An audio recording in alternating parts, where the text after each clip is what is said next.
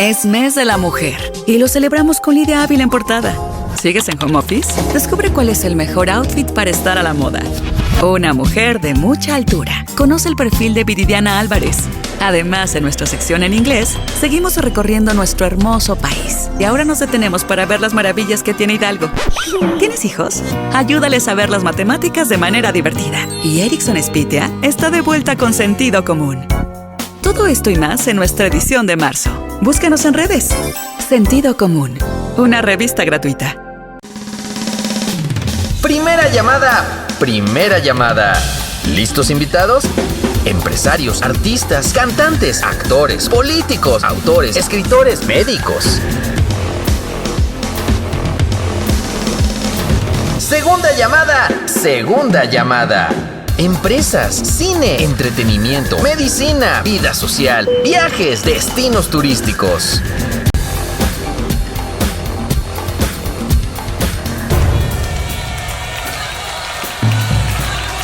Tercera llamada. Tercera llamada. Erickson, con sentido común. Bienvenidos. ¿Qué tal? ¿Cómo están? Bienvenidos, yo soy Erickson con Sentido Común. Me da mucho gusto saludarlos. Hoy inicio de semana y puente para muchos, así que espero que lo hayan disfrutado, que ya estén de regreso en casa y que se estén pues alistando para descansar y que mañana empiecen con su semana corta. Así que bienvenidos.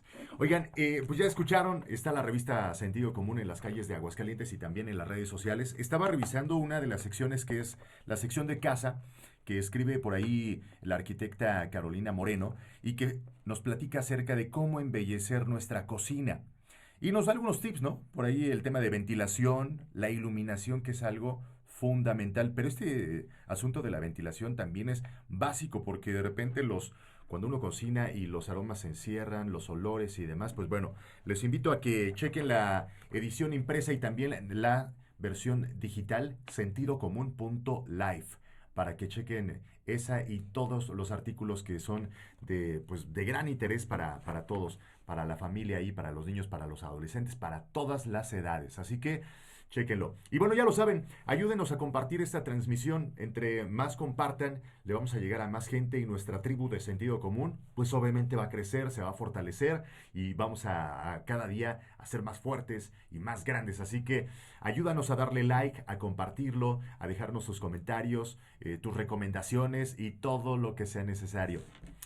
Recuerda que nos puedes escuchar en YouTube, también nos puedes escuchar como podcast en Spotify y en Facebook, pues los videos se quedan también todo el día, todos los días prácticamente. Con esto de la tecnología es maravilloso porque si te pierdes alguno de los episodios, pues lo puedes ver el de la semana pasada y o escucharlos en el podcast de Spotify. Y también no se pierdan esta playlist. La playlist de Sentido Común, que está buenísima, ahí va agarrando forma y que nos está poniendo de buenas absolutamente a todos. Y bueno, pues antes de presentarles a mi invitada el día de hoy, nos vamos con la frase del día, hoy que se llama el día 15 de marzo y más que frase, pues es una reflexión. A ver qué piensan, qué les cae y cómo vamos generando un crecimiento individual. Independientemente de quién seas y de cuáles sean tus experiencias, tenemos la capacidad de elegir cómo procesar los acontecimientos de nuestra vida. Esa capacidad de elegir el modo de interpretar lo que nos sucede es nuestra mejor forma de actuar como seres humanos. Así que no esperes a que otros cambien para que tus circunstancias mejoren. Sigue adelante y transita por el camino de la nobleza. Introduce los cambios que sean necesarios en tu vida. Otras personas que te rodean acabarán siguiendo tu ejemplo. La mejor manera de influir en los demás es siendo un ejemplo. Conviértete en lo que quieres que otros sean. Qué fácil es señalar a la pareja, a los hijos, decirles que tienen que comportarse de tal o cual forma, decirle a los amigos, a los vecinos, a la sociedad qué está bien y qué está mal. Sin embargo, lo mejor es observarnos a nosotros mismos y empezar a modificar y hacer esos cambios para convertirnos en eso, en un ejemplo, y que obviamente a través del ejemplo ni siquiera uno tiene que decir nada. La gente observa y dice, ah, caray, Erickson ya no es enojón como era antes. Ah, caray, Erickson ya no es celoso como era antes. Ah, caray, Erickson, ¿me explico? Y ese tipo de cosas son las que nos van a ayudar a tener una mejor sociedad. Esa es una realidad. El día que yo empecé a dejar de decirle a la gente qué tenía que hacer, cómo lo tenía que hacer, ese día me liberé tremendamente, incluyendo a mis hijos, ¿no? Entonces, a partir de ese momento, empezar a vivir con un ejemplo que no es sencillo. Se dice fácil, no es sencillo, lo sé, pero es un trabajo personal. Y en ese trabajo personal, pues cada uno de nosotros tenemos que dedicarle el tiempo necesario para seguir fluyendo y creciendo. Así que bueno, ahí se los dejo de tarea. Ahora sí les presento y le doy la bienvenida a la licenciada en terapia física, Andrea Badajoz. Andrea, ¿cómo estás? Hola, ¿qué tal? Buenos días. Muy bien, gracias. Gracias por estar con nosotros. De la Clínica Sinérgica en Aguascalientes. Andrea, ¿qué es la fisioterapia? ¿Cómo podríamos definir la fisioterapia y o terapia física? Bueno, primero que nada, fisioterapia o terapia física, pues abarca lo mismo, ¿no? Solo es el nombre. El cómo lo conocemos, ¿no? Ajá, porque incluso está la carrera de kinesiología, pero pues abarcamos lo mismo. Nos interesa el movimiento, nos interesa rehabilitar y readaptar a las personas que tuvieron alguna alteración en el movimiento, ya sea por cuestiones adquiridas, congénitas o por alguna accidente. Pues el objetivo principal es readaptar a las personas al movimiento, a su vida de acuerdo a las características o condiciones en las que quedaron y pues bueno, apoyarlos en cuanto a la funcionalidad que pueden tener. Una persona que nace con ciertas capacidades físicas, ¿de qué forma, cuál es la más común y de qué forma es que se le ayuda? Híjole, es un tema muy amplio, muy amplio. Primero que nada, nosotros como fisioterapia trabajamos en conjunto multidisciplinario, sobre todo hablando de fisioterapia pediátrica. Tú ahí me estás preguntando qué es fisioterapia pediátrica. Nosotros tenemos que trabajar en conjunto con, primero que nada, el médico en rehabilitación.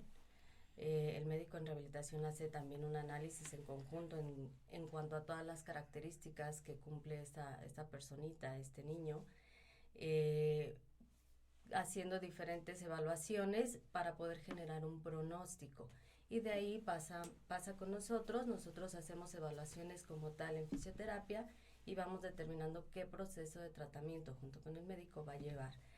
Hay muchísimas enfermedades. En Aguascalientes, ¿cuál es la más común? En Aguascalientes, bueno, la PC, que es la parálisis cerebral, es algo que abunda o hay bastante por esta cuestión en la que el niño es prematuro y ya hay tantas cuestiones que ayudan a que un niño prematuro con problemas pueda sobrevivir, pero genera algunas secuelas. Algunas pueden ser muy severas, otras pueden ser muy leves, y esto pues se determina de acuerdo a la evolución y el desarrollo del niño, y pues podemos ir potencializando las capacidades que tengan. Y en ese caso, por ejemplo, de lo que se trata es ayudarles a que tengan una mejor calidad de vida, ¿no? Porque obviamente, digo, con este tipo de parálisis y o cualquier otro padecimiento, lo que se busca es eso, tener que tu calidad de vida sea buena, sea mayor, ¿no? Exactamente. Sí, nosotros como fisioterapia ese es el objetivo principal, la calidad de vida. Desarrollar las capacidades, es desarrollar las capacidades de acuerdo a las características para que puedan ser funcionales, ¿sí? Este niño va a crecer, va a ser un adulto y lo que buscamos mayormente es la independencia, claro. La independencia como niños, y de ahí nos ayudamos también de otras tantas especialidades en cuanto a terapia. También está la terapia ocupacional. La terapia ocupacional digamos que es como las cosas pequeñitas que van haciendo como cuestiones manuales, cuestiones a lo mejor de traslados, un niño que a lo mejor no va a poder caminar pero se va a trasladar en silla de ruedas. Claro. Terapia ocupacional junto con nosotros nos encargamos de enseñarle los traslados. A lo mejor quedan con alguna lesión en sus manos en las cuales no las van a poder mover de manera adecuada o de manera normal, ¿no? Oye, y es que esa parte, por ejemplo, es súper importante porque no me dejarán mentir ahí en casa. Cuando estamos sanos, no pasa absolutamente nada. Nos brincamos, movemos las manos, los pies, nos levantamos de la cama como si nada. pero cuando tenemos algún padecimiento es cuando nos damos cuenta realmente de que, caray, ¿no? Y todo lo que implica. Cuando nos conocimos, justamente les cuento a las personas que no lo saben, me había fracturado una costilla, tenía una costilla fracturada y entonces mis movimientos eran de, ay, despacito, no me podía girar correctamente, no me podía levantar, no podía hacer el esfuerzo que normalmente hace una persona de manera cotidiana, ¿no? Y normal. Ese tipo de cosas, por ejemplo, insisto, las vemos solamente hasta que algo nos pasa o hasta que tenemos a alguien en casa que necesita de ayuda, ¿no?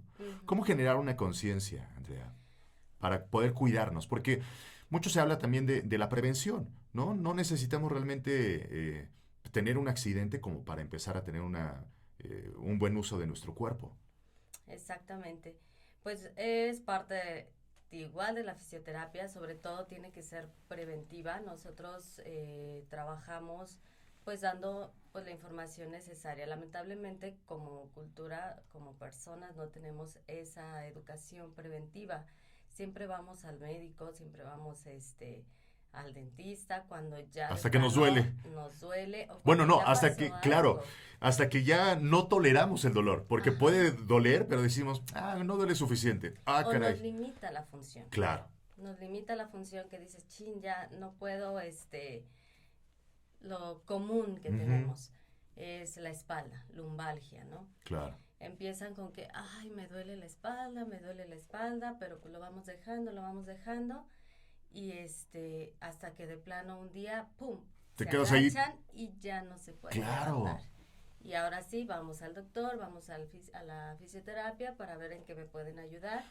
Y quieren que en 1 o 2 sesiones, ¡pum!, se quite el dolor, ya no haya nada, ya me pueda mover como si nada. Y pues nosotros como fisioterapeutas, nuestro objetivo es analizar de manera global por qué está esa lumbalgia, por qué le está generando esa molestia, e irnos al origen. Porque yo puedo fácilmente decir, sí, ya te quité, ya te hice, ya no tienes dolor, pero en 6 meses te vuelvo a tener, porque sigues haciendo los mismos hábitos, la misma mala higiene de columna, entonces pues vuelves a regresar.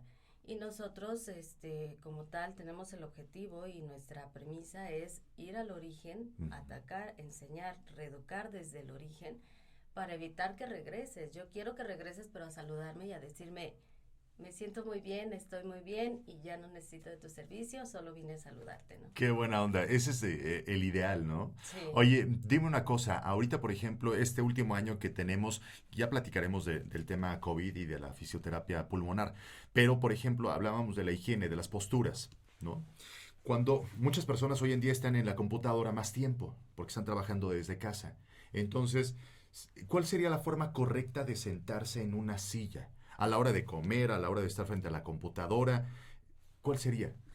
Pues mira, principalmente una silla, vamos a empezar desde la silla nos tiene que quedar de tal manera que nuestra cadera esté a 90 grados, nuestras rodillas también a 90 grados y los pies siempre sobre el piso. O sea, los pies no tienen que colgar sobre las sillas, jamás. No, ahí le das una carga tremenda a la cadera y a la espalda cuando cuelgan los pies. Y si la silla es demasiado baja y las rodillas están hacia arriba, también se lastima. También, o la cadera empieza a molestar, se empiezan a cortar los músculos, entonces lo ideal son 90 y 90 para descargar todo el peso desde espalda, cadera, rodilla. O sea, una especie de L, ¿no? 90 grados.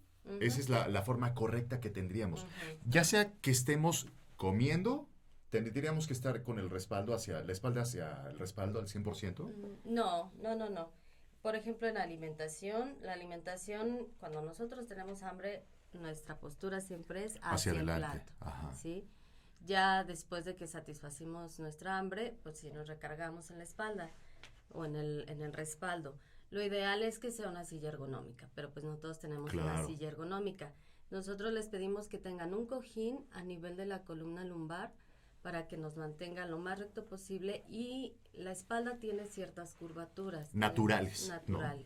Entonces, si nosotros esta silla, por ejemplo, que me queda muy atrás, esa curvatura se corrige. Entonces, en la parte del sacro, que es el último triangulito de la espalda, empezamos a generarle carga, y una carga constante que al rato los músculos empiezan a ser chiquitos. Y a contraer, claro. Y por eso mucha gente ahorita, sobre todo en el home office, están teniendo lumbalgias crónicas porque están trabajando no solo en una mala postura, sino acostados en la cama. Sí. Y luego en sillas mal ubicadas. Sí, estos malos hábitos que han surgido con todo este rollo. Y nos dimos cuenta o se dieron cuenta hasta que ya tuvieron que hacerlo durante todo el día y llegan y, oye, es que no aguanto. Y es que nos han llegado bastantes pacientes que es que me pongo a trabajar y luego me quiero parar y estoy como enclochada, me dicen. Sí, claro que les da la chiripiorca mexicana. Y dicen, ay, a ver, y luego me muevo poquito y luego ya empiezo a caminar, ¿no?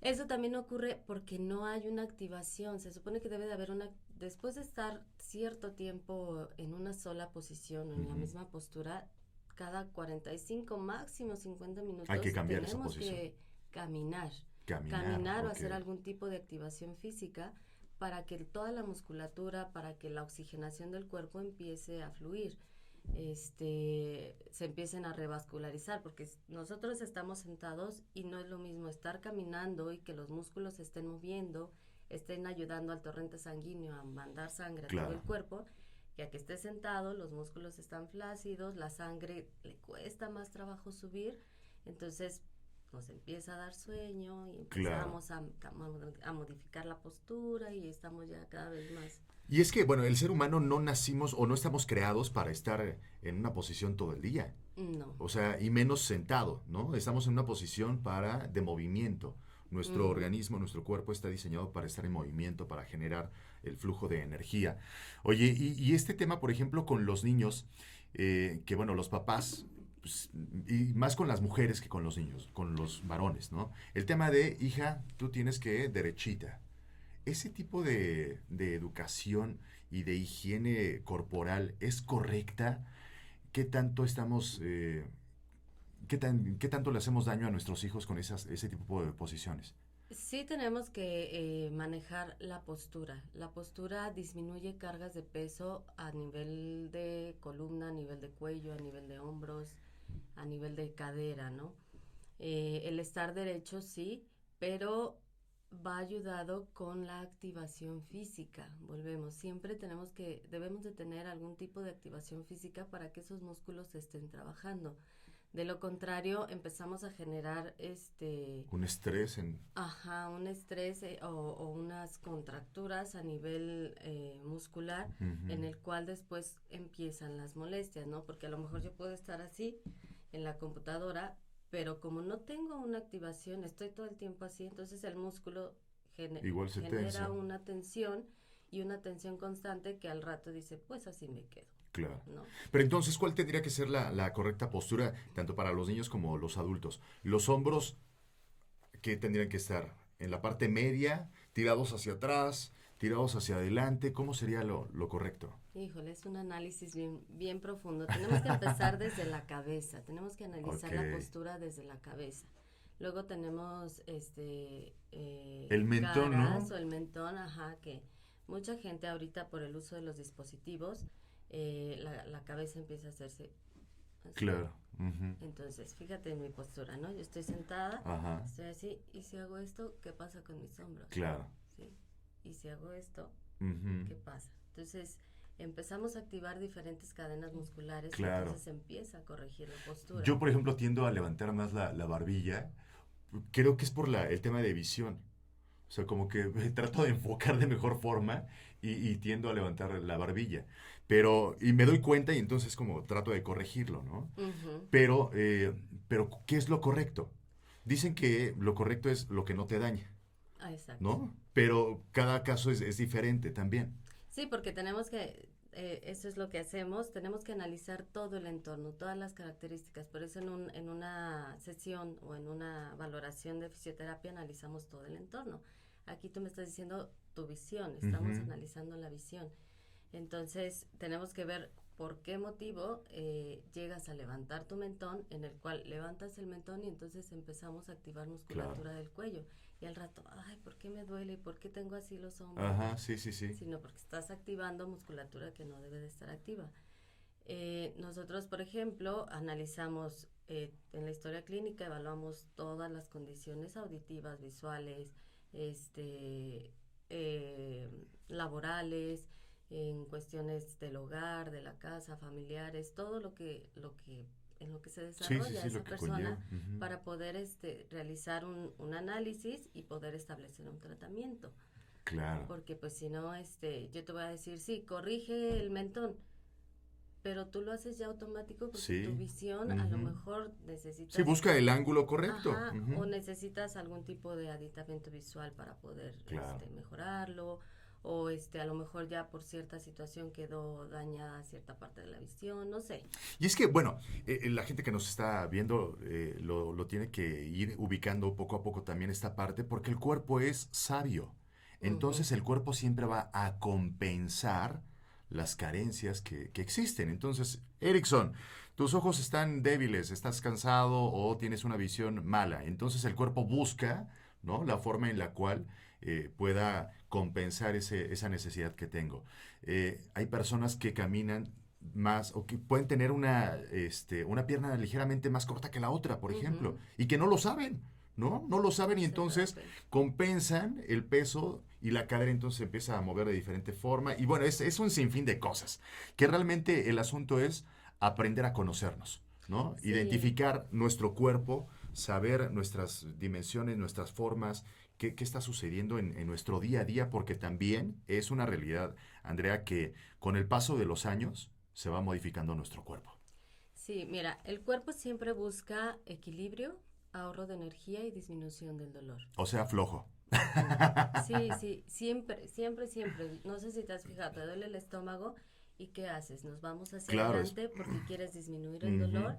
Si estoy tensa y me está doliendo, entonces empiezo a gastar más energía porque mi cuerpo está tenso, está trabajando y equilibrio, pues obviamente me voy hacia adelante, mi cuerpo, mis hombros, todos se van hacia el frente para tener una energía. Por ejemplo, en una mujer embarazada, el peso empieza a ser hacia el frente, entonces ¿qué hago? Corrijo mi centro de gravedad para no irme hacia el frente, ¿no? Entonces busco ese equilibrio, pero después empiezan los problemas lumbares, después, entonces que empiezo a corregir en la manera de caminar, y entonces es una cadenita.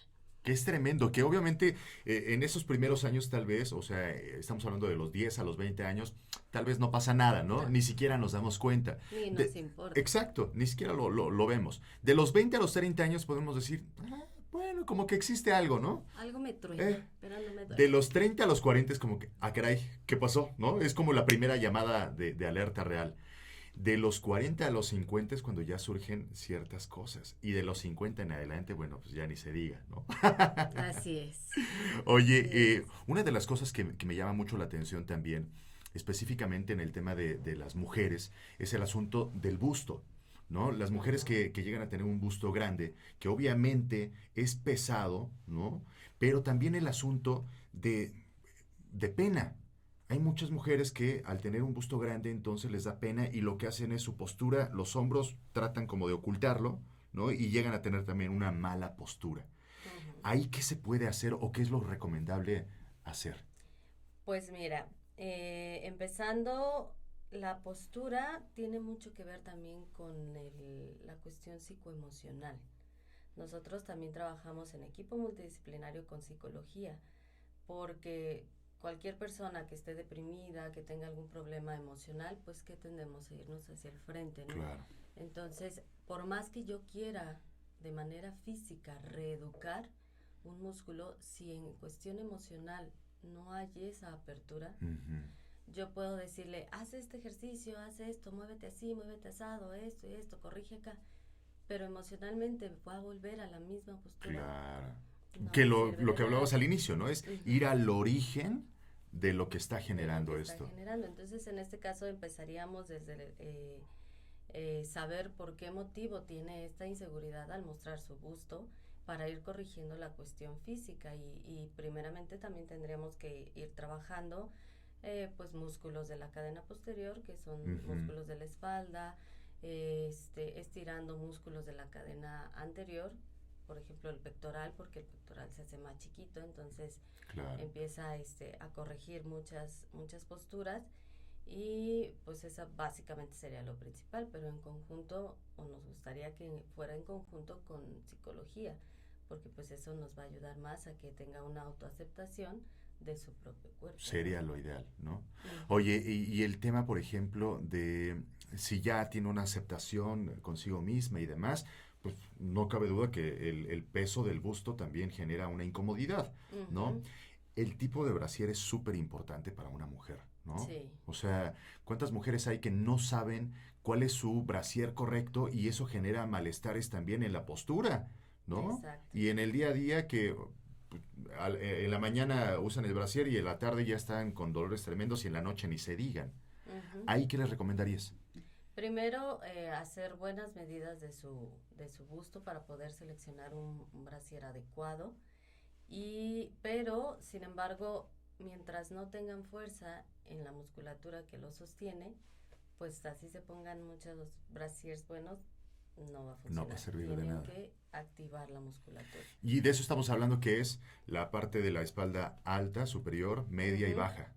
Toda la espalda como tal. Okay. E incluso hasta cabeza. Okay. Porque pues si te fijaste, yo corregí cabeza y mis hombros se corrigieron. Claro. Entonces, si yo corrijo hombros, mi cabeza se va hacia el frente y entonces empezamos a generar una tensión en toda esa cadena muscular. Qué padre el informarnos, porque al final de cuentas se trata de eso. La información es poder. Poder para tomar mejores decisiones, poder para identificar qué está pasando en mi vida y qué pasos puedo ir desarrollando, con qué especialista me puedo acercar para buscar generar una mejor calidad de vida, que insisto, al final de cuentas de eso se trata, ¿no? El tener una mejor calidad de vida. A la hora de estar manejando, que muchas de las personas que nos ven seguramente pues manejan, ¿no? Y que todos los días tienen que subirse al automóvil. Hay algunas ciudades que los traslados son de 40, 50, 1 hora, 2 horas, ¿no? Ciudad de México, Guadalajara y otras ciudades a nivel mundial. Cuando uno se sube al automóvil, ¿cuál sería la recomendación correcta? ¿Dónde tendríamos que tener, a qué altura tendríamos que tener el volante, por ejemplo? ¿Acá arriba, en medio, abajo? Ok. Primero, para subirte al automóvil... desde subirse, claro. Mira, me voy a parar. Sí, desde subirse. Subirte, sí, ¿no? Claro. Abrimos la puerta y ¿qué hacemos? Exacto. Entonces ahí y cuando generamos movimientos forzados. Ok. Entonces lo ideal, y eso lo hacemos ya cuando tenemos dolor, modificamos todo. Ajá. Sientas y luego giras. Y luego giro. Ok. Para evitar generar esa tensión a nivel de la cadera y a nivel de la espalda. Y luego, ¿cuántos carros no son más bajitos que nosotros? Claro. ¿no? O sea, toda esa parte de forzar el cuerpo a más de lo que debería. Cargando el peso hacia un lado, la espalda, y luego métete.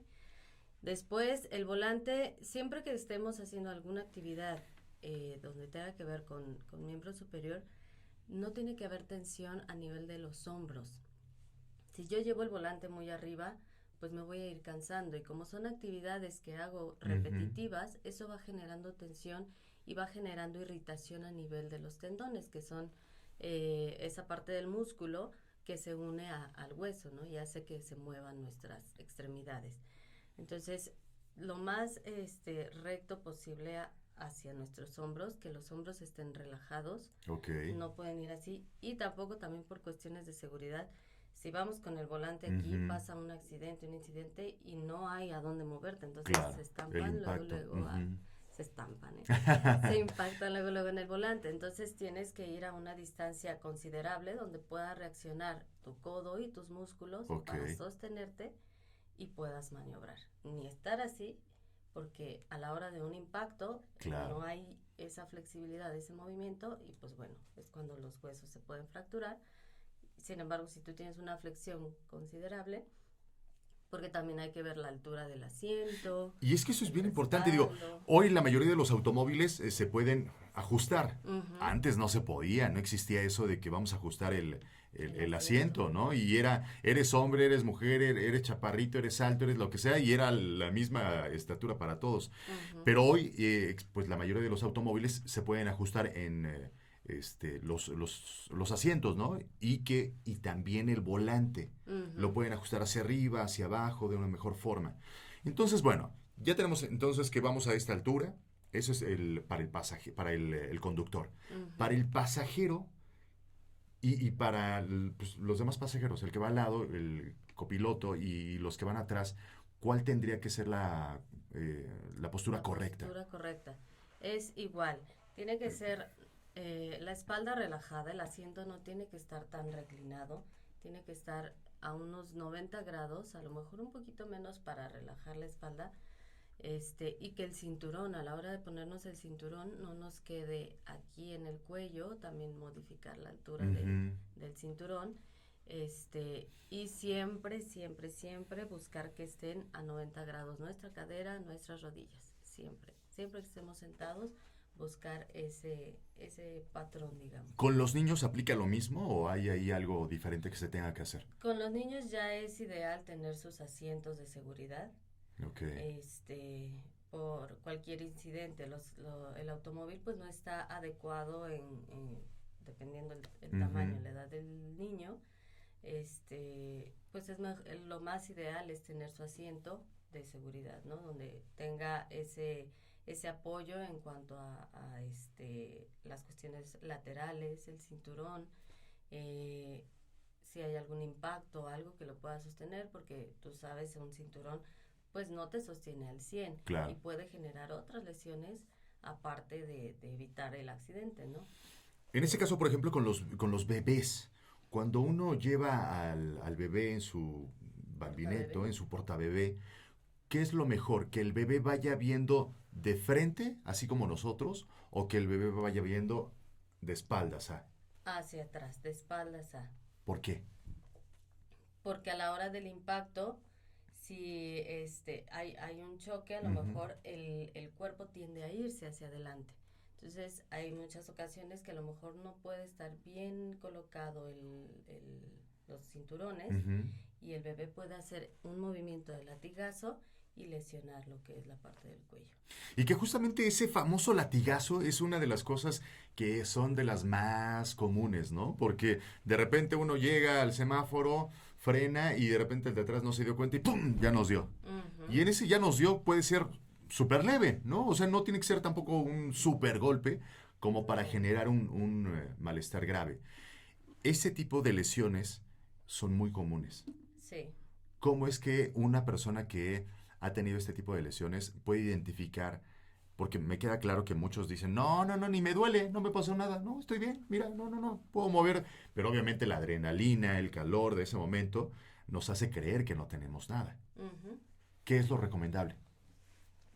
Lo ideal después de un incidente de este tipo es inmediatamente ir al doctor para evaluar si no hubo una corrección o una rectificación cervical, se le llama, que eso es lo que genera el esguince cervical. El cuello normalmente tiene una curvatura como hacia adentro. Cuando hay un latigazo, la curvatura por cuestión de espasmo muscular, si no hubo ruptura de fibras musculares o de ligamentos, el tejido tiende a protegerse, entonces genera un espasmo. Un espasmo es el músculo se contrae y se queda así porque está protegiendo Claro. la articulación. Entonces es inmediatamente ir para tener el tratamiento pertinente. Posteriormente, sí, durante el incidente, yo he tenido 3 accidentes automovilísticos. No es cierto. Y sí. ¿De esa forma? De esa forma y ¿Y qué pues te sí, pasó? fue esguinces de primero y segundo grado.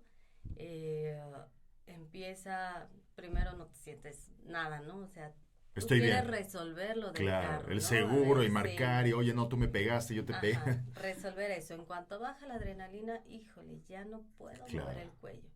Ya me empieza a doler, o ya me duelen los hombros, o o hasta las manos a veces empiezan a doler por el espasmo. Ahí te digo, acudir al doctor, procurar mover lo menos posible en ese momento la articulación el cuello, porque no sabemos si hubo alguna otra lesión, claro, donde queden las vértebras a lo mejor un poco inestables y podamos generar otro tipo de lesión más severa. Claro. Oye, y el uso de los collarines, que de repente los últimos años me han dicho que no es correcto el uso del collarín, pero antes se decía que sí y ahora se dice que no. ¿Tú qué dices? Mira, por experiencia propia y por protocolos que conocemos, el collarín blando, porque hay diferentes tipos de collarines, claro, pero el que más recetan o el que más solicitan es el collarín blando. Para mí, como fisioterapeuta y como paciente, no te ayuda en nada, porque el collarín no limita el movimiento. O sea, simplemente lo que hace es, te lo colocan y pues sí, te limita un 40% de movimiento de tu cuello. okay, Pero, como tenemos ahí un estímulo, ¿qué hacemos? Dejamos caer la cabeza y en automático los hombros suben. Entonces, tener un collarín a veces te lo dejaban por 3 semanas, claro, durante las 24 horas, entonces estás generando ahí un movimiento que no es adecuado ni natural, y eso perjudica más de lo que ayuda. Más dolor. Además, que como no hay activación muscular, los músculos del cuello se empiezan a debilitar. Entonces, claro, en el momento en el que te quitan el collarín, pues es cuando, es que siento que se me va la cabeza. Claro, porque ya pesa más, ¿no? Ajá. Mis músculos ahí perdieron la fuerza. Los músculos perdieron la fuerza, más aparte las contracturas musculares que se generaron por estas posturas que te genera. O sea, claro, en automático cuando tú tienes algún apoyo, pues relajas, ¿no? Entonces, no es recomendable, como por ejemplo el uso de las fajas posparto. Tampoco son recomendables. Bueno, eso es hoy en día, pero antes se utilizaba el tema de vendar, ¿no? Porque las fajas no estaban tan de moda. Y tal vez en algunos lugares todavía digan, oye, no, pues te tienes que vendar.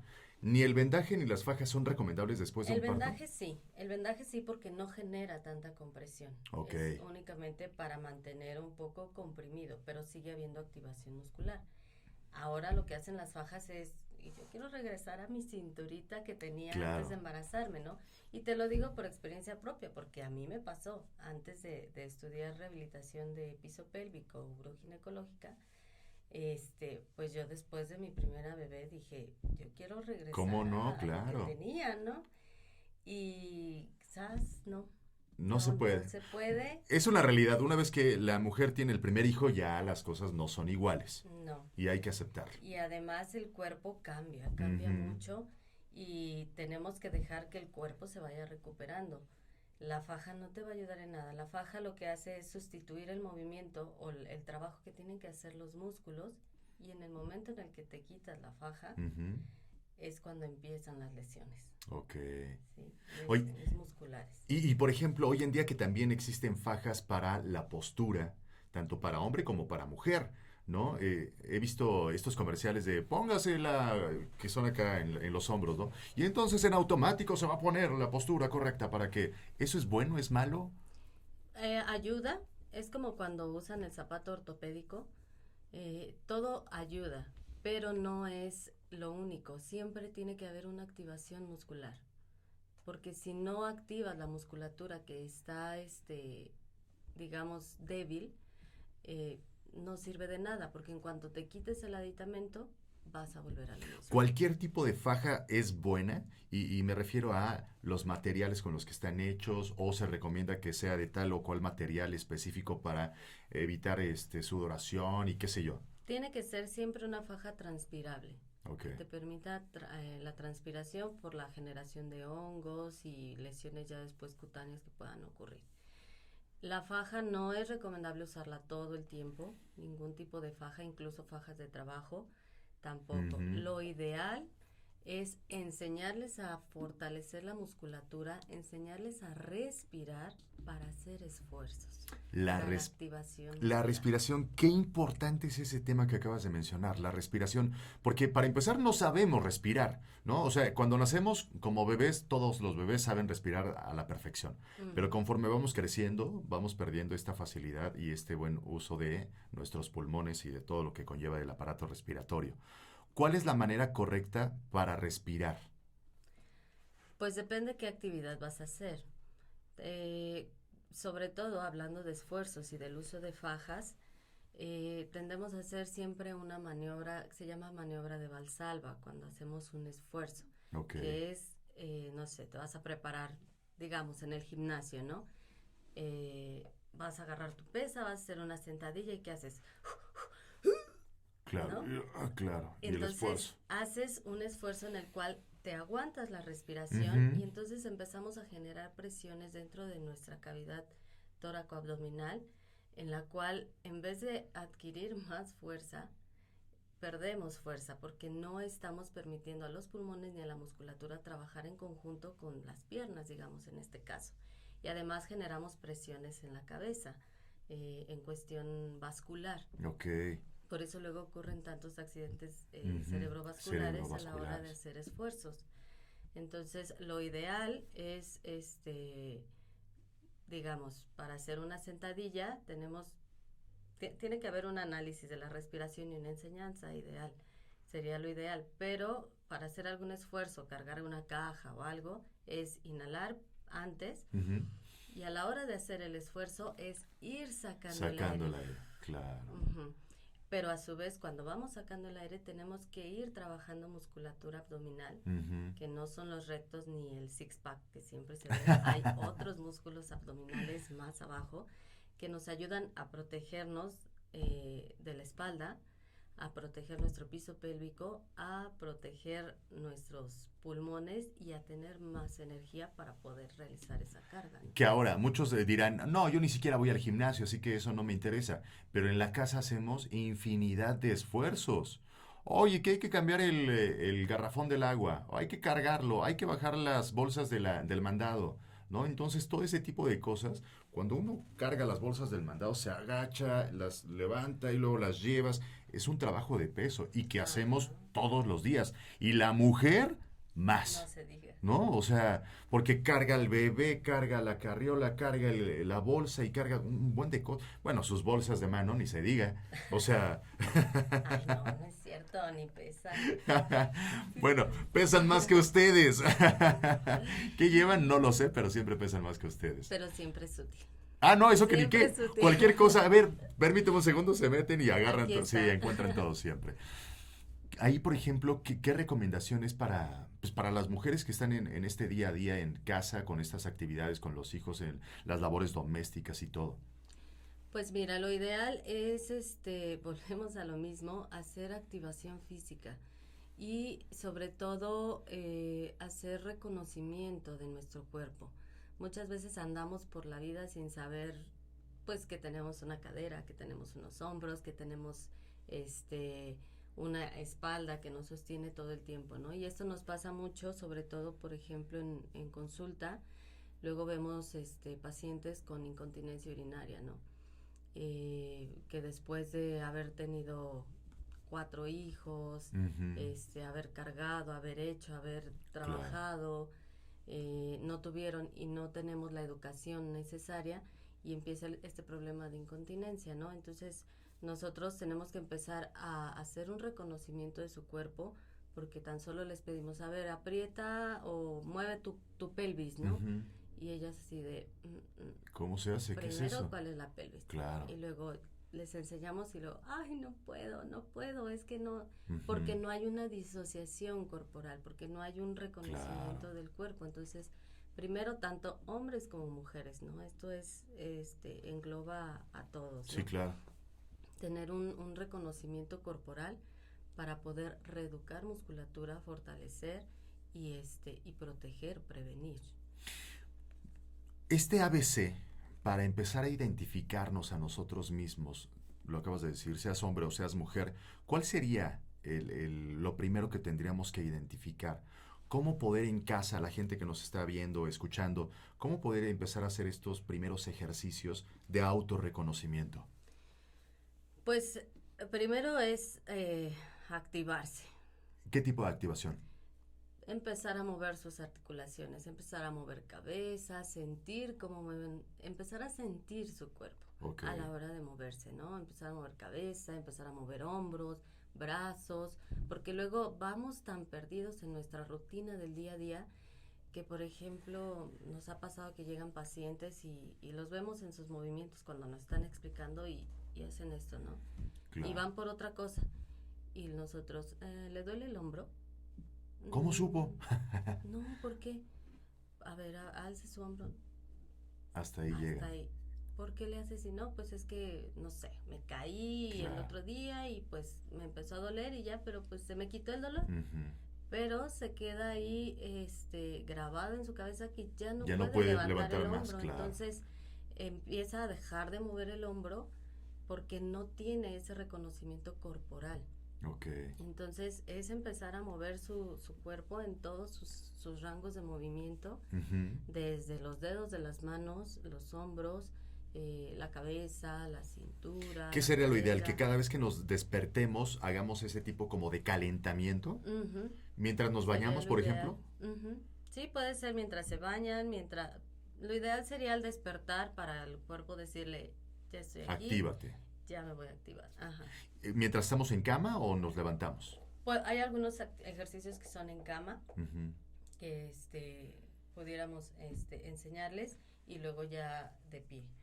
Qué importante es esto del autoconocimiento, Andrea, porque, híjole, cuando más nos conocemos a nosotros mismos, pues empezamos a identificar. Y entonces es, a ver, sí, me está doliendo tal cosa porque hice un esfuerzo, porque esto, porque aquello, porque me senté mal, porque pequeños, grandes detalles que nos ayudan a tener una mejor calidad de vida, insisto.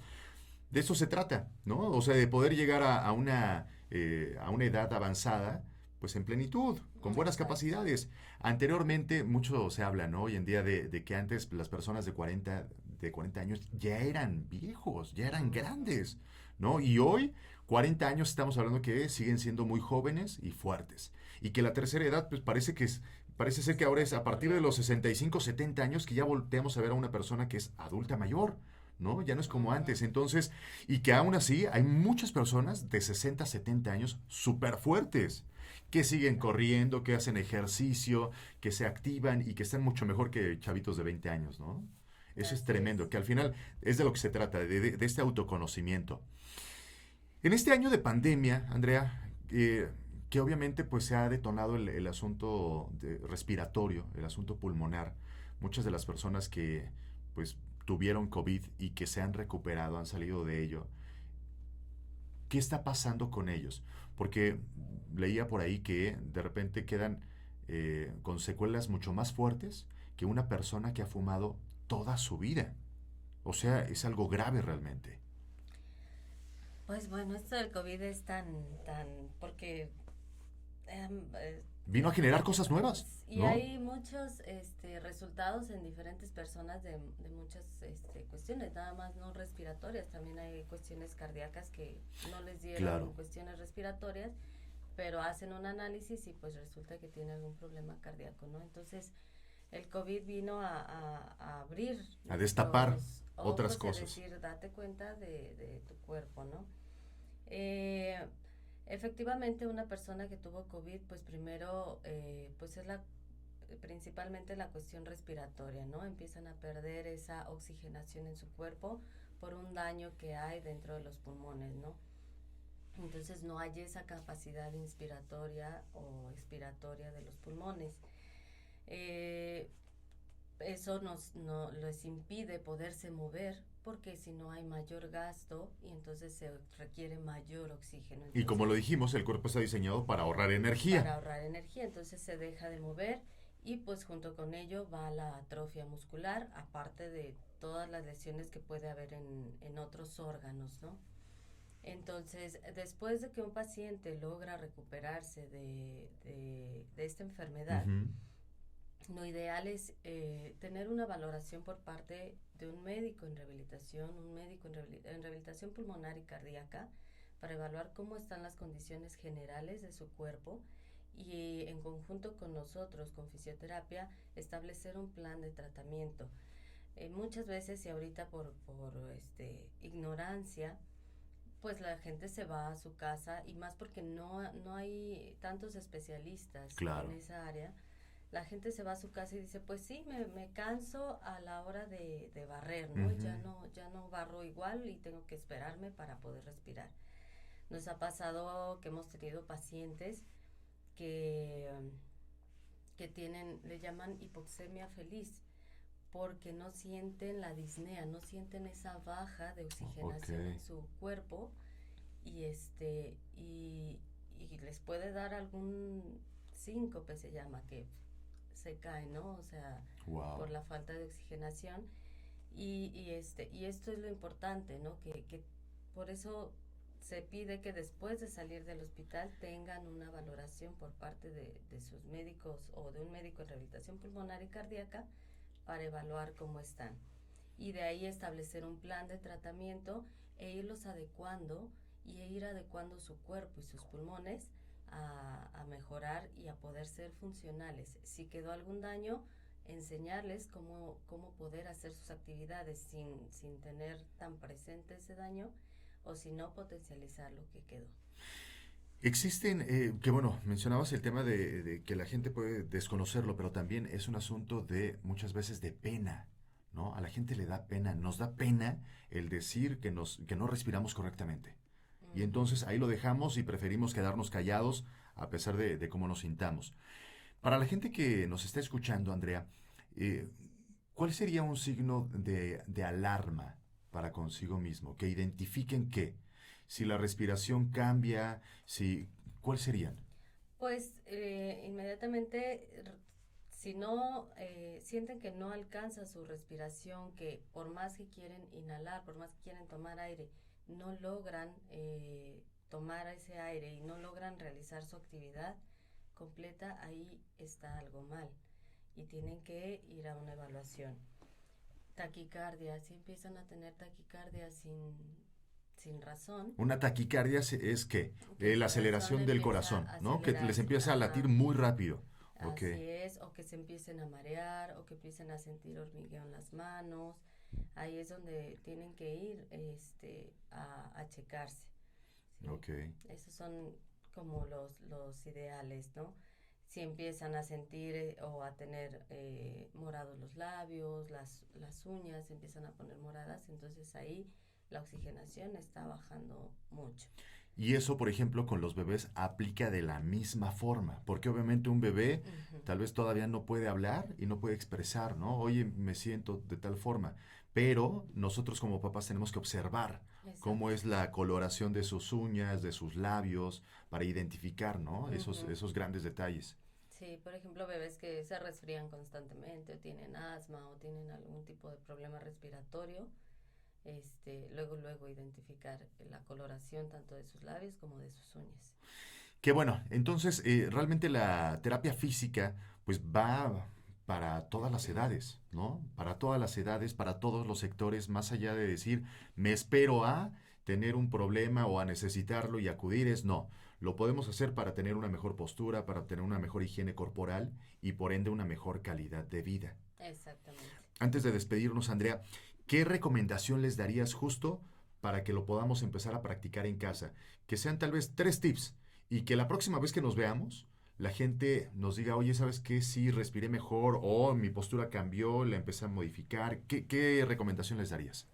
Pues primero, como lo he dicho toda la entrevista, es activarse. Ok. Primero que nada necesitan activarse. 5 minutitos.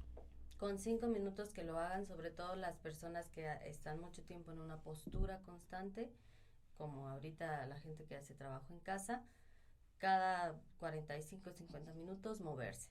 Como amas de casa, y es igual, darse unos 5 o 10 minutos para moverse, no, porque luego como amas de casa decimos, ay, pues es que yo todo el día estoy en movimiento, claro. barro, no es lo mismo. Claro. No es lo mismo. Una activación física es estar cierto tiempo en esa actividad. Uh-huh. Entonces, también como mujeres y amas de casa es, a lo mejor levántate unos 15 minutos antes y empieza a hacer tus movimientos de cuerpo. Tratar de hacerlos conscientes para ir sintiendo tu cuerpo, ir sintiendo cómo empieza la irrigación sanguínea a moverse por todo el cuerpo, mi corazón cómo se empieza a activar cuando hago tal o cual movimiento, tal vez recostarse y empezar a hacer algunos estiramientos. Digo, tendríamos que hacer a lo mejor una sesión de enseñanza, ¿no? Y el siguiente tip, siempre modificar o tratar de buscar una mejor postura, activando su abdomen. Okay. Siempre manteniendo activo el abdomen, la postura se va a corregir. Perfecto. Bueno, pues la verdad, como ya lo vieron, realmente esta primera plática, Andrea, pues, fue más introductorio, ¿no? Platicar por encimita de varias cosas, porque obviamente ya en la próxima vez que platiquemos nos vamos a meter de lleno a un tema y ya lo desmenuzaremos porque da para muchísimo este asunto de la terapia física. Entonces, pues bueno, gracias por estar con nosotros. No, gracias a ti por invitarme y al público para que vayan y acudan antes de que les duela. Sí, claro, totalmente. Uh-huh. Oye, ¿dónde te puede seguir la gente? ¿Cuáles son tus redes? Estamos en Sinérgica Fisioterapia y Rehabilitación vía Facebook. Okay. Sinérgica_fisio en Instagram. Y pues pueden visitarnos en nuestro consultorio. Estamos en Torre Médica CMQ, en el consultorio 104D. Sinérgica con K de kilo, para que la busquen. Sinérgica con K de kilo. O a nuestro teléfono que es 449-978-0218. Va, perfecto. Oye, estamos armando nuestro playlist de marzo, el mes de marzo, así que todos nuestros invitados nos han dejado una canción.